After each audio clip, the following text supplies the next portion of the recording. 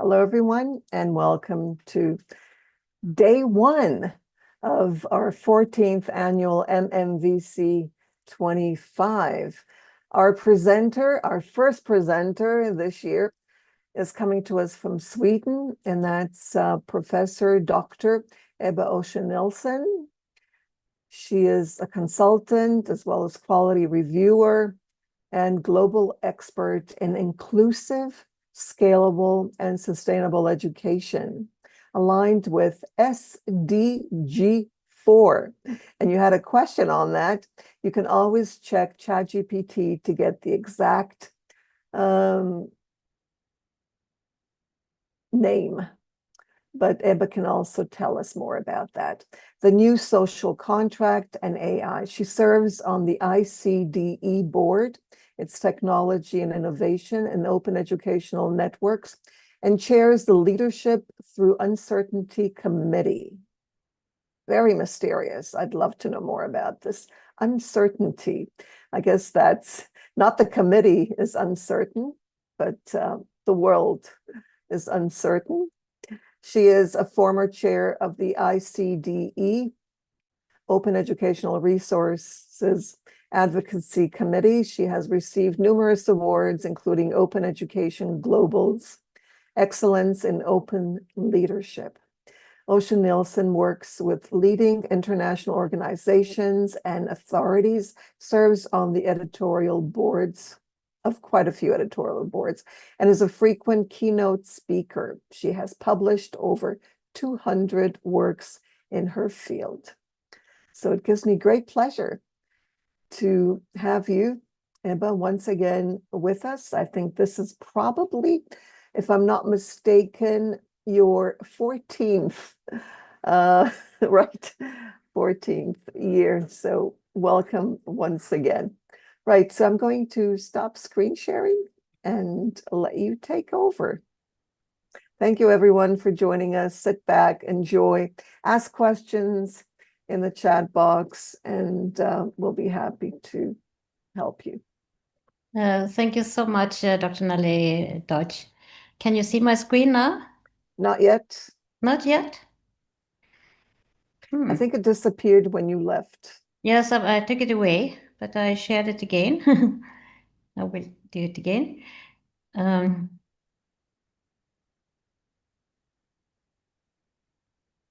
You see it now? Yes. So again, thank you so much, Dr. Nelly Dutch. It's a great pleasure for me to be here this year as well. Yes, it is my 14th time. I think I have been, among others, from the very beginning. So congratulations, first of all, to the 14th annual anniversary for MMVC, and to you, Nelly Dodge, and to all the presenters and all the community, which we are by now, thanks to your leadership and thanks to you, Nelly. It's a great pleasure. Thank you. Thank you so much. And for those of you who feel like using the React button, you're welcome to use it. So thank you for that. Really helps. So I'll put myself in the background. First, I don't see the chat when I'm sharing this my screen in full screen. So I apologize if I don't follow up with your comments, but please feel free to put comments or reflections in the chat and we will discuss. I think it will be rather brief in one way, so we have time to discuss this very interesting and very timing topic, which I'm very much involved in for the moment. My title is Leading to Uncertainty. And I heard your comment, Nelly, what is the committee uncertainty, or is it about leading uncertainty? And I also saw that you, Niels, said that, yes, we are really living in an uncertainty time right now. And that is the reason why I would like to share this with you and to also discuss. I maybe myself have more questions than answers. And that's also why I would be happy to discuss this topic with you. So the short intro for my short speak is about the intro, and I will, sorry. It's about to take photos away. So I will also say something about ICDE and also share your visions with me, and also talk about the pilot research findings we have got for this research project right now, and yes, to have a discussion with you.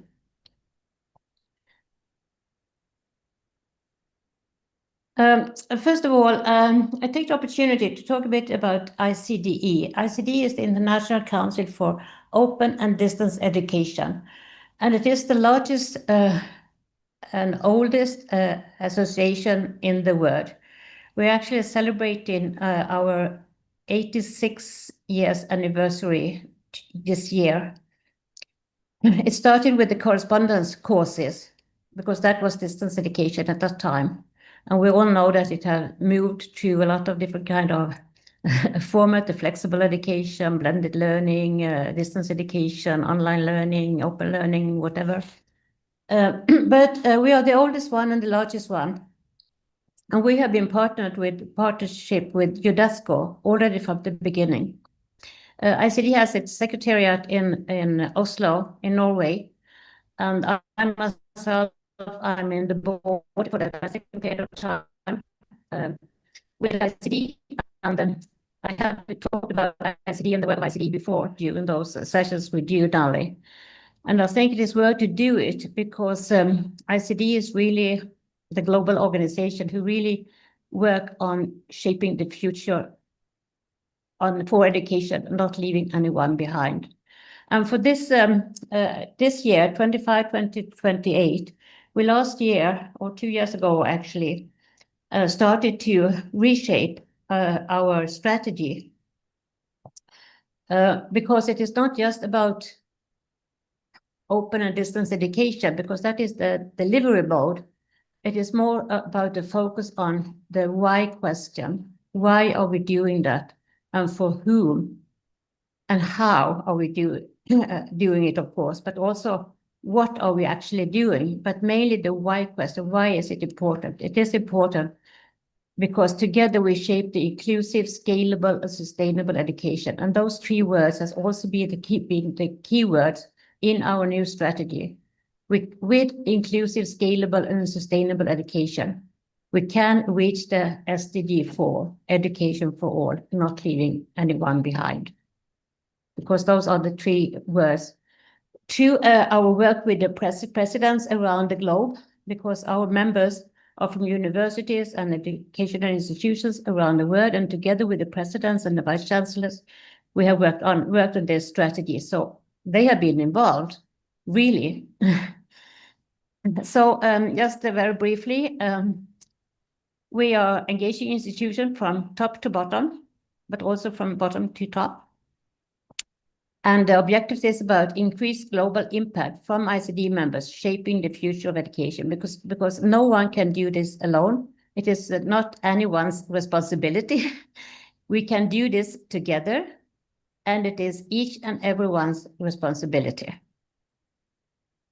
And of course, with a strong and solid association and with the members, we can help transformation and growth. We can do that with showcase how members are working with contribution to inclusive, scalable, and sustainable education. And we also provide a marketplace for exchange and innovation and ideas. And we do that with conferences, with committees, with networks, with newsletters, with corresponding with our members. And you can even subscribe for the newsletter without being a member. So you can also follow us on social media to be part of what is ongoing around the globe. And then there's here also saying something about the organization. ICD is a very small organization, just some 5 people at the office in Oslo, in Norway. And then we are doing this together with members, and that is mainly by volunteer work. And we also have 3 core pillars within our strategy and within the work we are working on for ICDE. It is about building a culture of care, curiosity, and challenge, the 3 Cs, which it has been called. So we have, as you have heard me talk about ICDE maybe before, or maybe you are a member, we have changed not the direction as such, but we have changed somewhat the approach. So we're talking about inclusive, scalable, and sustainable education, building a culture of care, curiosity, and challenge for education for all, not leaving anyone behind. So do you hear it is not about technology, it is not about delivery mode, it's not about this kind of materials or whatever it is about the core values behind it.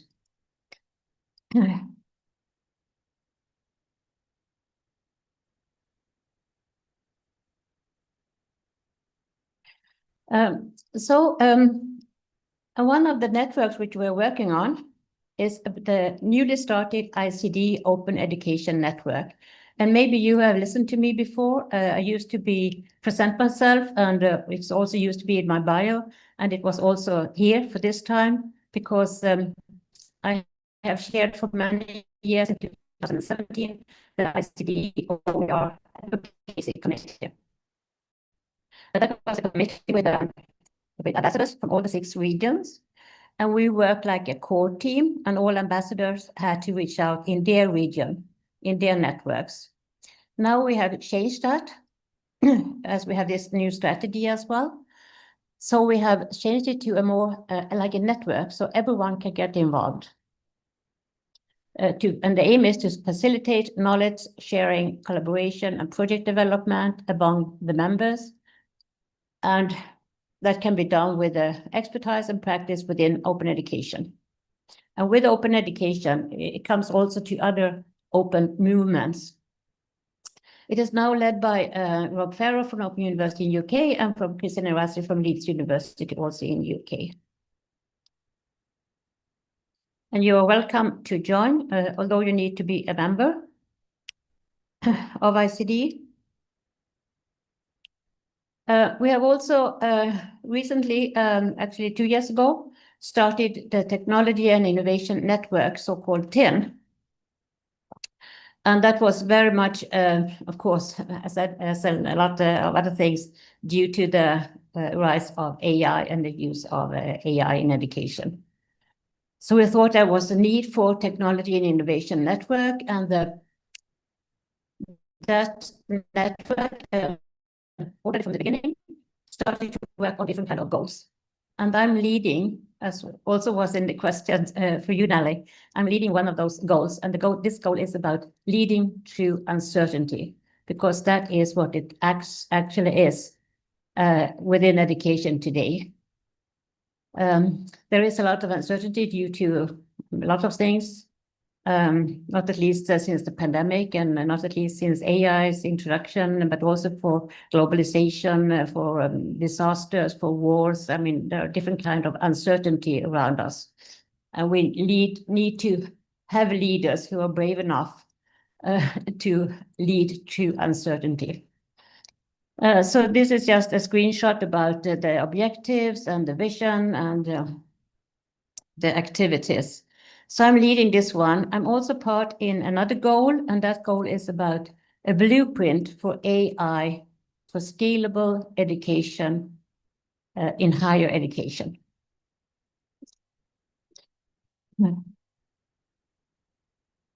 So I was trying this time to do a Menti. So I will thank you for your comments. I know it is not very easy in a short time, but thanks for your input. For this goal 1 with the TIN, Technology Innovation Network, we have been a team where we have worked on research. What does leading through uncertainty really means? So we did literature reviews, especially during the time since the COVID period, because that was a real uncertainty which everyone had to go through. And we did try to look at both, research papers, research journal articles, but also so-called grey papers and documents from UNESCO and OECD and the European Commission, for example. And we also did a survey to both to members from ICDE, but it was also shared among our networks. It was in spring this year. So I will show some preliminary results which we have got, and because we have just gone through this right now, so it is very, very much of interest. We asked about a lot of questions. First of all, of course, for demographic data, and then also like this one, in your view, what leadership qualities are essential for navigating change in uncertainty? And then select 10 of the leadership qualities. And those qualities were based on the literature review we had gone through. We got 33 responses from around 16 different countries, and those countries were spread all over the world. And I think it is quite much of interest what we have got. And I think actually it is a bit of a cutting edge research. And that is one reason why I wanted to share this with you already now. We haven't done it, shared it broadly so far, because we will do that at the annual ICD conference, which will be held in New Zealand in autumn. So I just have picked some of the findings for you, like an appetizer. And gladly enough, I think you can see, for example, emotional intelligence was quite high scored. To lead through uncertainty requires emotional intelligence. We got 33 replies from 16 different countries. The countries were spread all over the world, and we asked about, some general questions about leadership. We also did this research by literature research. Some of those keywords came up, which were listed here, and we asked the respondents to choose and select 10 leadership qualities. And when we went through the findings, we were quite happy, I would say, to see the results, because this is very much of interest. We see, for example, that emotional intelligence is very high scored. So is self-awareness, strategic decision-making, innovation, integrity, ethical issues, transparency, adaptability.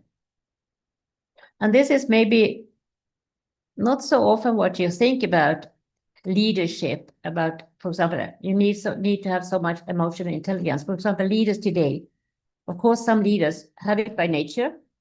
Some leaders got it by error, trial and errors. And some leaders really have to learn about it.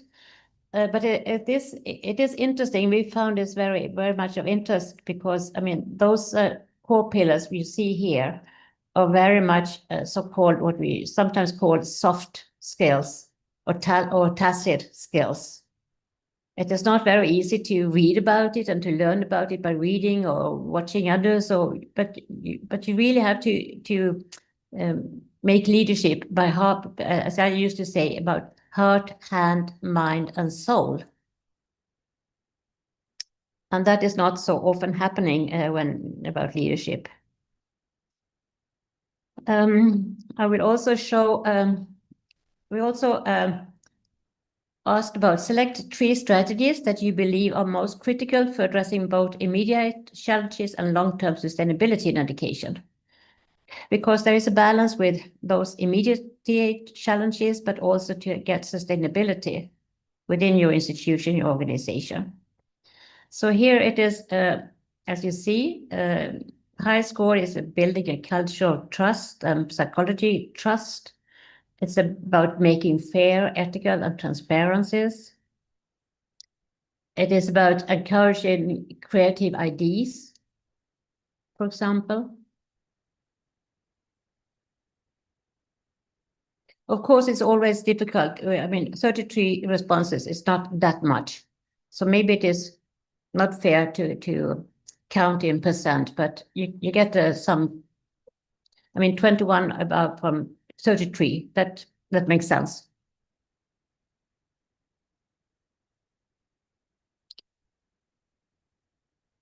We also asked a question about, in your view, which one of the following areas do you think leaders should focus on most to ensure both immediate success and long-term sustainability? And here was very much empowering teams and individuals, because all work at institutions are done by people, for people. And it is not just one person's responsibility or one unit's responsibility.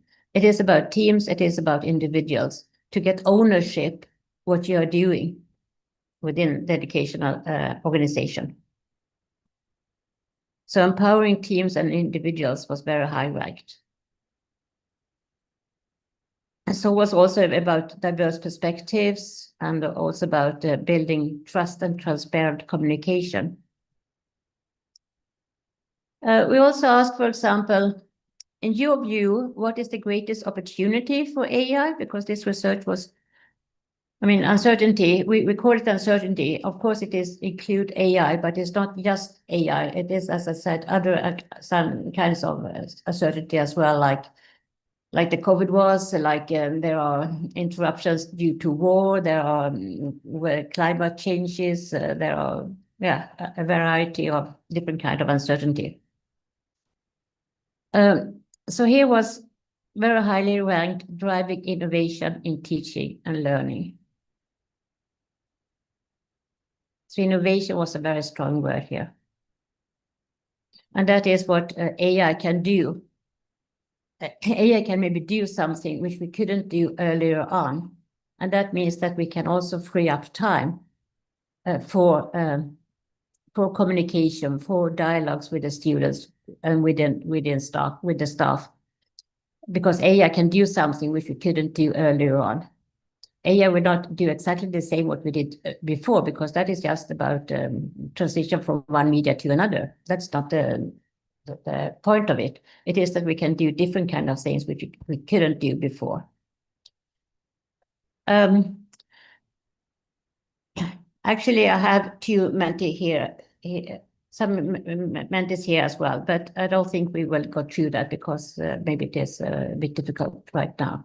But I would like to discuss with you, and you maybe can use the chat better. So there are 3 questions then. In your opinion, what does leading with a culture of care means? Because that was the strategy we this research was based on as I said, from the strategy for ICDE, about inclusive, scalable, and sustainable education, building on a culture of care, curiosity, and challenges. So what does a culture of care means for you? What does a culture of curiosity means? And what does leading with a culture of challenges means? And many of those things, not at least our research, but also a lot of other things, what other people are doing will be the topic of the next conference in New Zealand, Wellington, in November. There's still time to register for that. So I will stop here because I just wanted to give you a glimpse and to start this dialogue and discussion and communication about the topic. What an amazing topic. So important.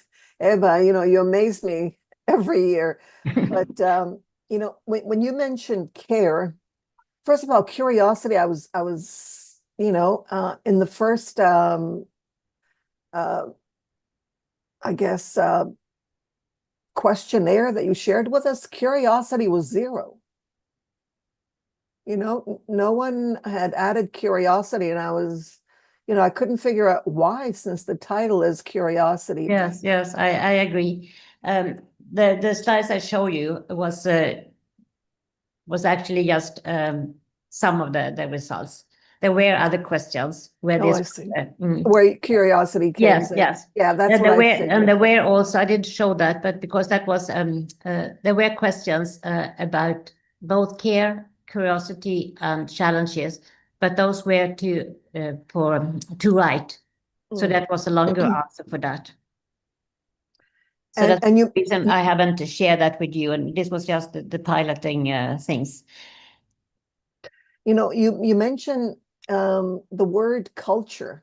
Lead with a culture of care. Lead with a culture of something else. The idea of culture, lead with a culture. I don't know if we have that kind of culture in the first place. Maybe there are people somewhere in the world, with a culture of care.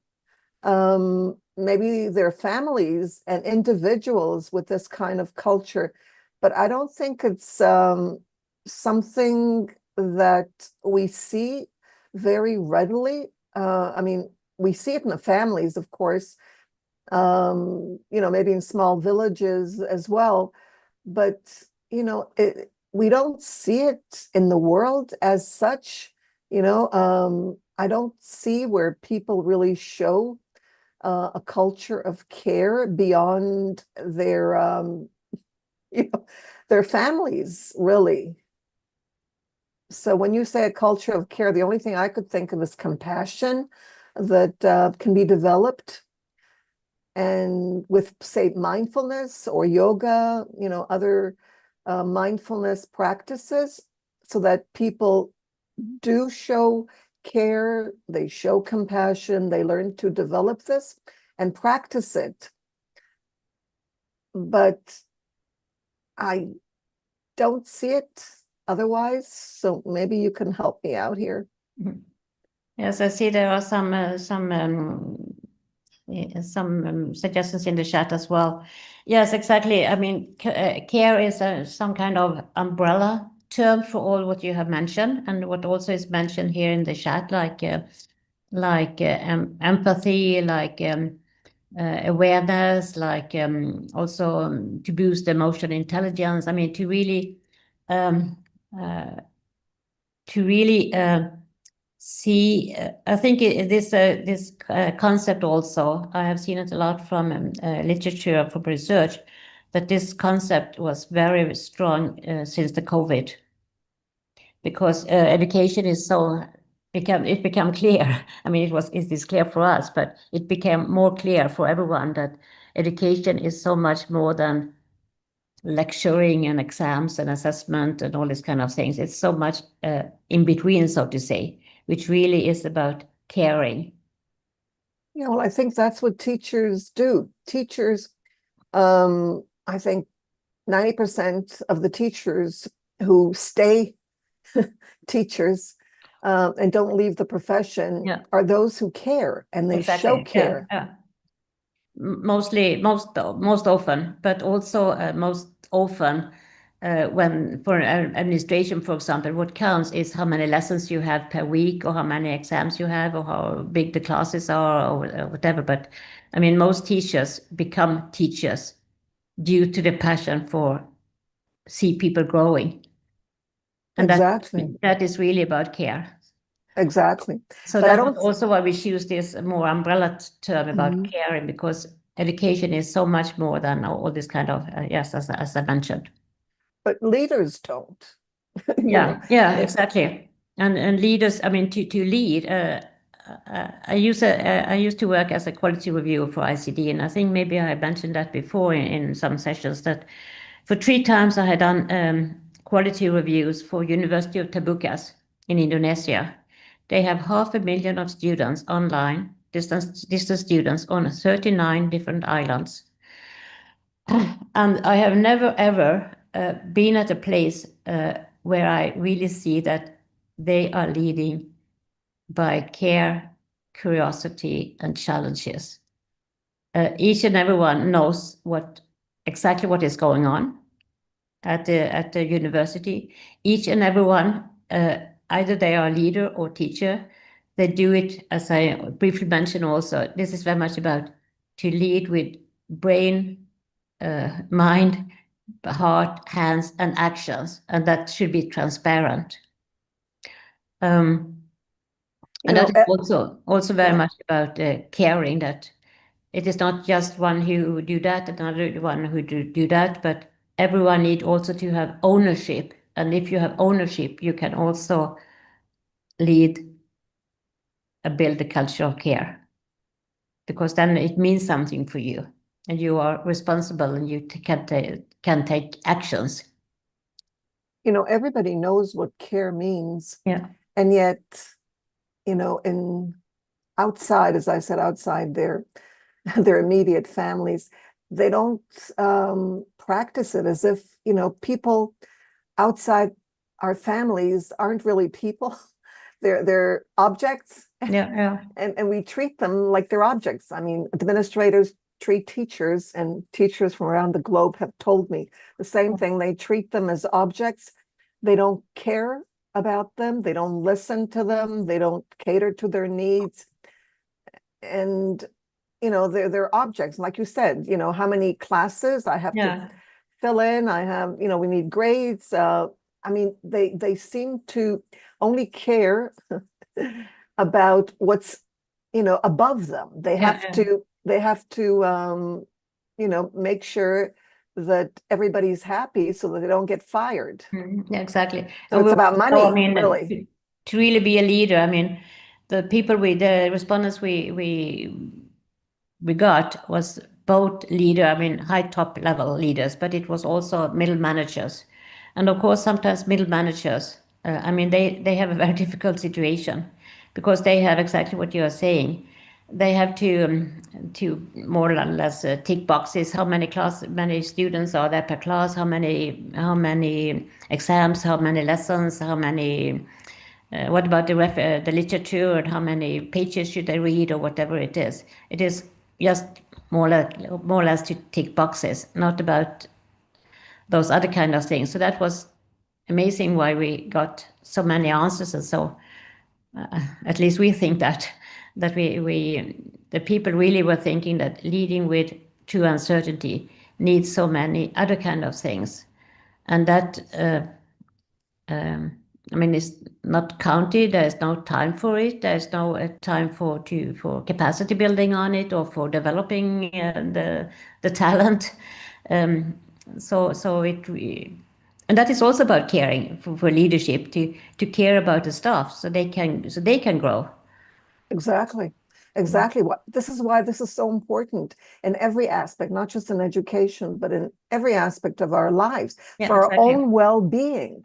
It's for us too. I mean, to be a robotic leader, And so well-being was mentioned. It was asked about well-being quite many times in the survey, and people also in their written answers, they wrote quite a lot about well-being, about caring, about empathy, about ethics, there's also a comment about vulnerability. Yeah, I mentioned that vulnerability. Yes, it was you. Yeah, that's right. And that was also what we saw quite often during the pandemic, that people who really already were very vulnerable, they become even more during the pandemic, because people the institution or the educational setting didn't know how to deal with it. That's another, leading with vulnerability.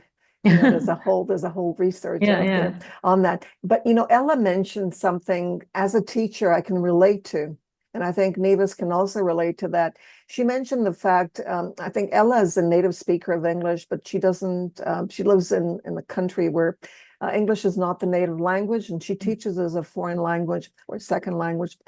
But there is this teachy thing, where you're supposed to do things according to certain criteria that have nothing to do with the students' well-being.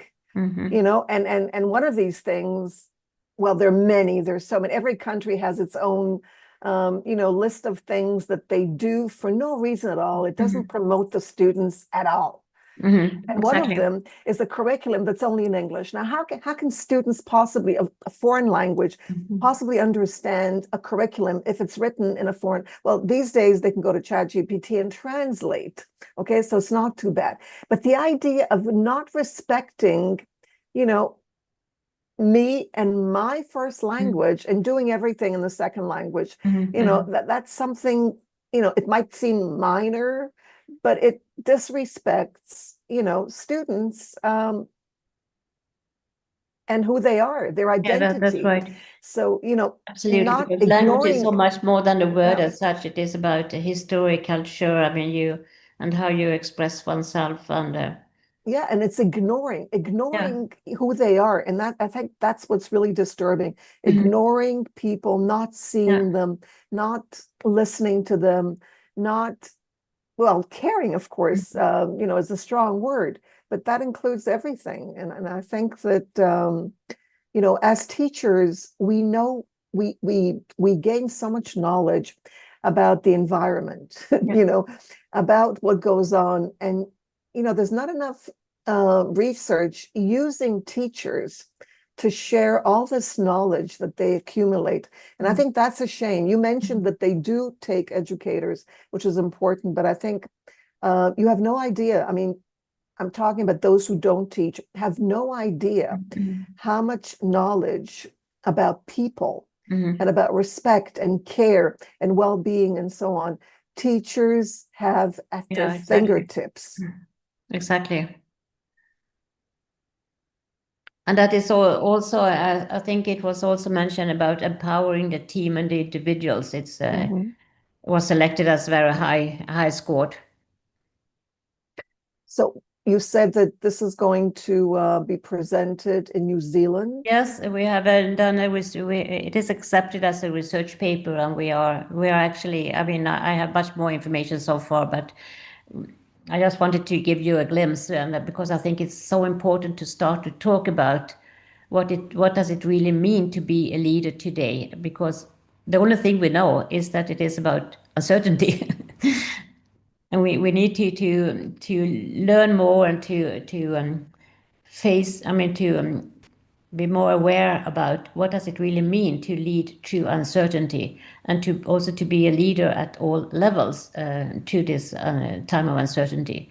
We are writing a research paper, and it will be presented at this conference, but we will also, because we think, although it is maybe a small research study, we have really got, I mean, really got cutting edge information, and respondents have answered every question we had. So we had 33 answers for each of them, and that is quite unusual.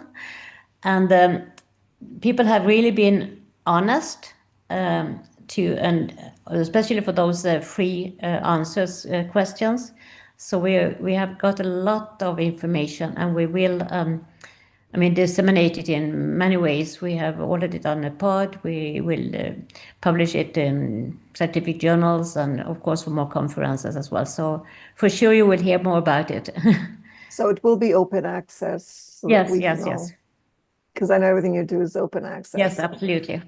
So that's very important. Any questions from Meanwhile, if you have questions or if you have ideas, I mean, because this is not just but we have started to do this kind of work, the team of us, and I'm very happy to lead it. But I mean, everyone, I will be happy to involve everyone. And if you have ideas or how to continue or how to collaborate more on this issue, please just let me know. Thank you. And I think Mokira mentioned shared beliefs. Yeah. Yeah, I think that's what's going to hopefully come out of this, Yeah. where people actually share their beliefs and someone's listening to them. You can and it's thank you to you and those involved That is who also why we have this. I mean, that the culture is very important, because if you have a culture, it is you share something, and that is also the reason why we have changed the approach also for ICD and the strategy. I mean, to go back to the core values, so those core values can be transparent to each and every one, because we have to go back to I mean, it has always been there, so it's nothing new, absolutely not. But it is it needs to be more visible and more, I mean, Transparent, as you transparent and to talk about, and so you Talk can also about. to explain. I mean, we all know how it is to explain for someone on the street, for example, what we are doing, and we need to do this with terms and concepts which they can understand. So this is going to be for everyone. I mean, everyone will have a chance to read it. And Absolutely, absolutely. what about action? Besides just having it, Yes, that is also, thank you for asking about that. That is also, I mean, we have this TIN, the Technology Innovation Network, and what we are doing there. There are two more goals which are active, this one and the one on the blueprint. Of course, it will be shared and disseminated at many places for conferences, but also not just for conferences, but we have special sessions for leaders with ICDE. We have Leadership Summit and we have President Summit. So we are really working at a high level with leaders around the globe. And as I said, those leaders have also been involved with this new strategy. And we are working together with UNESCO. We're also working with Commonwealth of Learning and those large organizations. So hopefully, I mean, two different kind of channels. It will be, and that was also one reason why we did this, why we in this goal wanted to have this survey to really ask people what they think about it. And that was also going back to the strategy. So to get the strategy like a living document, not just the paperwork, but really a living document. Thank you. Thank you so much, Eva. Thank you. Thank you so much Thank you for your that. interest and for your comments, each and every one. Feel free to add your reaction. It's at the bottom. Thank you. And that's another way of showing care. So we really care for everything you've done. Thank you very, very much, and what you're doing. Thank you so much. And happy anniversary, and I'm really looking forward for the weekend. To you too, since you're part of it.